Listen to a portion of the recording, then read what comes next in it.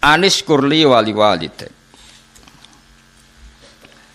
Hikmah pertama sing diajarno Luqman Hakim niku anis kurli wali walidek. An sedene kelakuan wa kulna lan sing ngucap kita ingsun maksud Allah lahu maring Luqman anis kurlillah. Mbok yo syukur sira lillahi maring Allah. Alama ing atase perkara ato kang paring sapa wa kang sira minal hikmati sange hikmah. Dadi hikmah pertama dadi wong urip siji syukur. Pun ngandel kula. Urip nomor siji syukur muga dhe pangeran. Aja syukur perkara liyane pangeran pun. Sayyidina Ali itu dadi wali besar wiridane ngeten tak warai tak ijazahi wiridane Sayyidina Ali. Ada 3 kalimat yang kata para ulama, 3 kalimat ini yang menjadikan Sayyidina Ali tidak akan terkalahkan oleh kalimat hikmah manapun. Ya tentu yang selevel Sayyidina Ali ya sama-sama yang tidak nabi tentu enggak bandingkan dengan Rasulullah sallallahu alaihi wasallam karena semua kata-kata itu mahmalnya yang selevel, mahmalnya yang selevel.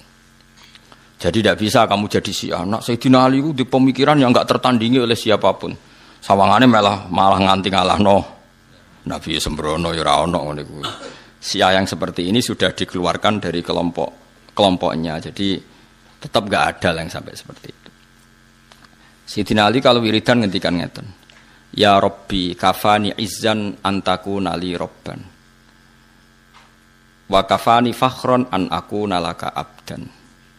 Jadi ya Allah cukup saya ini terhormat karena punya Tuhan engkau. Maksudnya punya Tuhan yang keren, yang lahul asmaul husna, yang ala kulli syai'in qadir. Jadi kafani izzan antakuna li robban. Saya ini sudah cukup sekali sebagai orang yang sangat-sangat terhormat karena punya Tuhan engkau. Wa kafani fakhron an akuna laka abdan, dan saya cukup bangga sekali karena saya hamba dari jenengan. Kayak apa nistanya saya kalau hamba dari Fir'aun, dari Namrud yang sama-sama manusia. Coba betapa hinanya kita kalau jadi budaknya Namrud, termasuk budaknya Isa sekalipun. Karena kita sama-sama makhluk, sama-sama manusia. Kenapa dia Tuhan kita? Makanya Sayyidina Ali ngatakan wa kafani fakhron an akuna laka abdan, an akuna laka abdan. Saya begitu bangga karena saya hamba dari jenengan. Masyhur itu ya, kafani izzan antakuna li robban wa kafani fakhron an akuna laka abdan. Jadi apa ya, dulu ulama-ulama itu punya makalah-makalah yang spesial. Jadi syukur sama Allah. Terus ketiga menyangkut zuwiyat lanat dunya. Misalnya begini. Rungokno ya Mus, kowe kon nerangno kowe rada kangelan. Kowe wis kadung roh wong wedok ayu ning ngarepmu. Kamu kan butuh pertolongan dari Allah supaya tergoda dari fitnah itu. Berarti kowe butuh pertolongan Allah untuk diselamatkan dari fitnatin nisa, fitnahnya perempuan. Dengan kenyataan sekarang, kowe ngaji ngarepe ruhin, ngarepku ora ono wong wedok. Ya sama-sama selamat, tapi wis kadung roh itu kan selamate perjuangan. Nak ora roh selamate iku enak, luwih nyaman kan karena kita tidak tahu maka jadi kebutuhan. Sekarang begini. Kalau kamu punya harta, untuk mengelola jadi baik ini butuh perjuangan. Karena kadung punya, jadi mengelola untuk baik itu kadung perjuangan. Tapi nak kowe kadung ra duwe kan ra perlu berjuang untuk cara ngelola secara baik. Kowe ora ngarah dihisab, ngarah takono pangeran.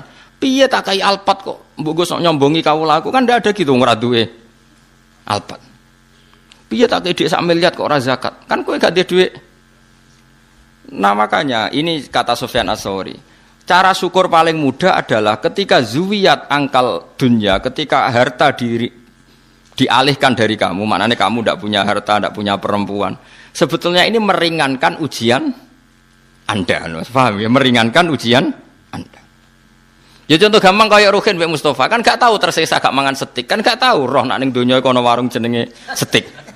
Nah kayak kula nganti saiki urung mangan steak, tapi sering tersiksa mergo nak ngantor kadang liwat. Kadang kepikiran, piye rasane mangan. Nak Ruhin kan enggak, mergo ora tau roh. Enak dia enak Ruhin karena enggak harus berjuang melawan kepengen mangan steak ngono maksud. Nah kula yo berjuang, kadang kepengen waktune ra pas. Mau bar magrib mbek Lelokman kok wayahe ngaji lek wis ra usido. Nak Ruhin kan enggak perlu berjuang.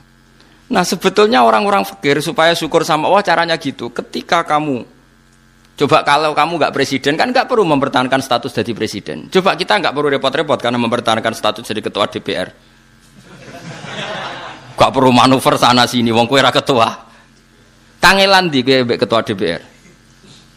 Kangelan mereka, kamu mempertahankan fakir kan tinggal berjalan saja kan, wes melaku, status itu sudah jalan.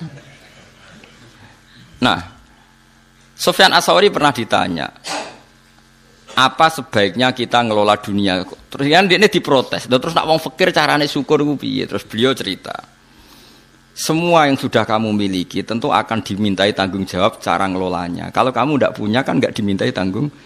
Enak endi wong sing ditakoki pangeran mbek ora, enak sing mboten. Ya mulane enak fakir. Terus ketika ditanya yang kaya, lah kula pun kadung duwe, syukure piye? Enak endi wong tok nikmat mbek ora enak entuk, ya sanggep bae ngono. Dadi makanya terus gak padha-padha napa padha-padha syukur. La balillah fa'bud wa kum minas syakirin. Penting nek wis wani nyembah pangeran kudu wani syukur. Lah syukur ditandai gampang guyu, gampang rileks. Lho kula mboten sombong, kula dhewean niku kadang nggih merengut kukur-kukur perkara gatel. Niku langsung istighfar. Betapa malunya saya, aku ning kerajaane Allah merengut sawangane kok gak rido mek kersane pangeran. Niku tok mun kula istighfar. Sampai kula niku isin banget. Karena bagi saya merengut itu masalah besar, kaya ora rido mek kersane pangeran. Jadi kula nggih berkali-kali lah misalnya dapat informasi yang bikin saya agak susah, tapi anggere eling kok gak rido mek kersane pangeran. Jadi malu sekali. Ya ampun. Nah, yang seperti ini tuh makomnya yang dikatakan Nabi inna min khiyari ummati qauman yathakuna jahron min saati rahmatillah. Termasuk umatku pilihan niku nak sing guyu banter-banter. Mergo saking yakine jembare rahmate pangeran. Dadi wong makome macam-macam. Tapi ana terusane waya buku nasirran min khaufi adabi. Tapi nak pas dhewean iku sering nangis. Nangis nak menawa bakat mlebu neraka ya kadang. Tapi nak nangis iku sirron apa? Nah, yang seperti ini tuh makomnya yang dikatakan Nabi inna min khiyari ummati qauman yathakuna jahron min saati rahmatillah. Termasuk umatku pilihan niku nak sing guyu banter-banter. Mergo saking yakine jembare rahmate pangeran. Dadi wong makome macam-macam. Tapi ana terusane waya buku nasirran min khaufi adabi. Tapi nak pas dhewean iku sering nangis. Nangis nak menawa bakat mlebu neraka ya kadang. Tapi nak nangis iku sirron apa? Sirron. Tapi ya ana kiai sing model walian. Tapi niku mboten pati madhab ya. Jadi kalau baleni malih ya. Jadi Sayyidina Ali terus diikuti para ulama. Ke Sayyidina Ali teng tarekah-tarekah di murid jenenge Hasan Basri. Hasan Basri dia murid Habib Al-Ajmi terus nganti nggih Ma'ruf Al-Qurhi terus sampai kita sampai Abdul Hasan Asyadili di murid Abdul Abbas Al-Mursi. Abdul Abbas Al-Mursi di murid Ibnu Athaillah napa As-Sakandari terus sampai kita. Era modern ya wonten Said Abdul Al-Haddad niku sing aran Nasihul Ibad terus. Kula niku apal ya. Yang terus terakhir misalnya kita menangi sing aran I'anatul Thalibin Said Abi Bakar Sato. Piyambake punya murid jenenge Kiai Mahfud Termas. Kiai Mahfud Termas di murid Mbah Fakih, Mbah Hasyim Asy'ari. Terus Mbah Hasyim dugi jenengan.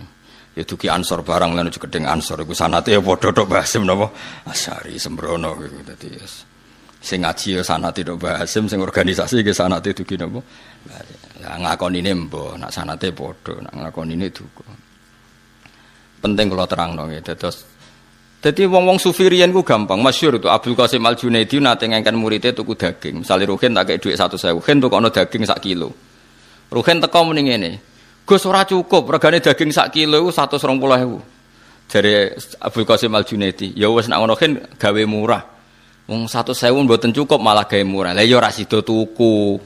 Larang nak kowe kepengin tuku. Angger gak sida tuku rak dadi murah. Dadi wong sufi dhisik ku cara ngandhapi ku gampang. Yes, pokoke wong ulama dhisik ku cek enteng ngadepi donya ku cek gampang. Kaya Kanjeng Nabi misale. Iku ketok anak Nabi tenan. Nabi nate rawuh saking perjalanan, wangsul takok Sayyidah Aisyah. Sah bubur harisa sing mbok sediakno kanggo aku iku endi? Aku kepengin mangan. Sayang ya Rasulullah bubur itu sudah habis karena tak kasihkan orang. Jawab Nabi, enggak, yang kamu kasihkan orang itu malah yang masih. Jadi Nabi itu dulu kalau memahamkan orang supaya senang sedekah itu ngendikannya begini, saya masih hafal. Wa hallaka mimmalika illa ma tasaddaqta fa abqaita wa labista fa ablaita wa akalta fa afnaita. Misalnya saya punya uang 1 juta. Kemudian tak pakai poya-poya makan yang tidak penting. Itu hilang dari WC. Yang masih adalah sing tak sedekahno ning fakir miskin, tak sedekahno ning santri ning masjid. Berarti ketika saya sedekah di masjid 200.000 ya itu yang masih. Tak kasihkan yatim piatu 100.000 itu yang masih. Tak kasihkan ulama 100.000 itu yang masih. Yang susuknya itu malah rawan hilang karena tak gue makan yang nggak penting atau melakukan sesuatu yang nggak. Kata Nabi, kamu dengan harta kamu hubungannya yang kamu sedekahkan berarti kamu abadikan. Berarti kena duit 1 juta kok sedekah 200.000 ya itu yang abadi. Sehingga sahabat itu udah gampang sedekah karena merasa itu yang abadi. Makanya Nabi Ibrahim kalau mau makan ngajak yatim piatu, ngajak orang fakir. Karena dia takut semua makanannya ini nanti jadi WC, tapi dengan mengamalkan kan ada yang jadi amal yang abqaita yang abadi. Lah disebut ma indakum yanfadu wa ma indallahi apa yang kena kamu pasti hilang, tapi yang nanti menuju Allah abadi. Seperti saya misalnya ngajar di sini. Waktu yang saya tak pakai leha-leha lihat TV, mungkin waktu yang hilang. Tapi waktu yang tak pakai ngajar tafsir Jalalain itu mungkin yang abadi. Sehingga saya tidak pernah merasa semulang Mustafa gunane apa ndak. Ini waktu yang abadi. Senajan to ya ora mesti iso minterno wong, itu kan takdir. Kan ngaji ra wajib pinter, sementing ikhlas engko mlebu swarga. Wis golek pintu sing guri-guri lah kan sementing mlebu. Ora penting liwat ngarep, malah ra sopan iku dalane para nabi liwat apa? Soal ilegal liwat gures ilegal lah yang penting mlebu di bangkok ngarep ra sopan ngoten. Paham gitu. Dadi carane syukur ngoten nggih napa? Cara pandang ngoten niku. Saiki ke donya akeh mari hisab. Dihisab ora dihisab enteng ndi? Enteng ra dihisab. Berarti fakir ya melok jalur iku. Tapi di donya ya syukur, dikai nikmat ora dikai nikmat apik dikai nikmat wis anggap ae ngono. Akhirnya sing dikai nikmat ya ana masalah hisab, sing dikai fakir ana masalah ra iso apa-apa ya wis iku. Lha iku jenenge liyabluwakum ayyukum ahsanu amala. Ya wis ngono ae kok dijerok-jerokno. Anis kurli